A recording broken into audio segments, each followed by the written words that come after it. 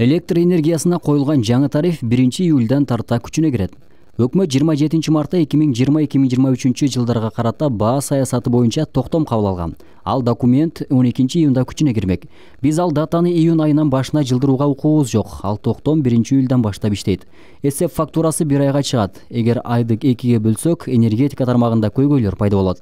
Ошондуктан жаңы тариф 1-июлдан тарта киргизилет, деди Отун энергетикалык комплексин көзөмөлдөө мамлекеттик агенттиктин директорунун орун басары Миргүл Айдарова. 1 киловатт саатка тарифтер төмөндөгүдөй, албетте салыктарды эске албаганда. Балдар үйлөр үчүн 1 сом 58 тыйын, азыркы тариф 2 сом 24 тыйын. Электр кубаты менен жүргөн транспорт, заряд алчу жайлар 1 сом 58 тыйындан. Эгер мындай жайлар ачылып калса, алар троллейбустук ишканалардын тарифи менен төлөөрү каралган. Майнинг фермалар үчүн 2 сом 91 тыйын. Бул категорияга өзүнчө тариф каралган эмес. Башка тарифтер мурдагы бойдон калат. Жалпы республикалык тестирлөө 21 июндан 25 июнга чейин өтөт. Бул тууралуу бүгүн 26 майда Билим берүү жана Илим министринин орун басары Надира Жусупбекова өкмөт үйүндө өткөн маалымат жыйын учурунда билдирди.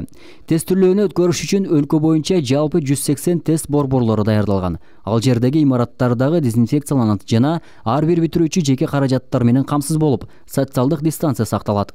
Азыр буга байланыштуу бардык аракеттер көрүлүүдө. Окуучулар 21 июнда тесттин 1-чи этабынан өтсө, 22 июнда предметтик тестти тапшырышат. Ал эми 23 июнда бардык тест борборлору дезинфекцияланып, кайра даярдык көрүлөт. 24 июнда тесттин 2-чи этабы өткөрүлсө, 25 июнда кайра эле предметтик тесттен сынак болот.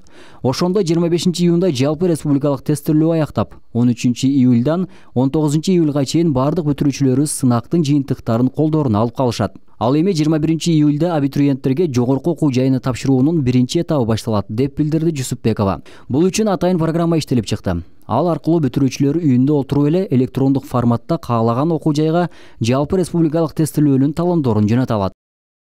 Каракалпакстанда 13 жаштагы баласын $15.000 сатууга аракет кылган аял кармалды. Каракалпакстандагы Беруни шаарынын ички иштер бөлүмүнө кундуз аттуу аял 13 жаштагы баласын мыйзамсыз сатканы жаткандыгы тууралуу маалымат келип түшкөн.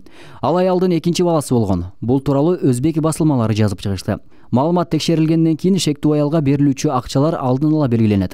Ошентип, укук коргоо органдарынын кызматкерлери аялдын үйүндө алып сатуу операциясы жүрүп жатканда кирип барышкан.